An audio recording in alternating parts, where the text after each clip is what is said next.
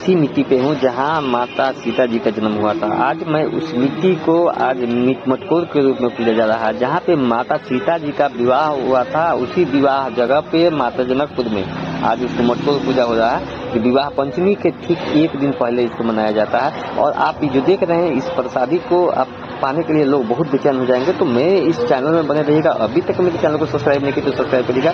और मैं आपको दिखा देता हूँ जो प्रसादी है, ये मटकोर का प्रसादी है। और मटकोर प्रसादी के लिए विवाह पंचमी में बहुत ज़्यादा महत्व रहता है।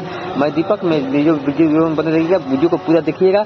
माता सीता का आशीर्वाद स्वरूप अगर आप वीडियो पसंद करेंगे तो जय श्री राम जरूर देखिएगा।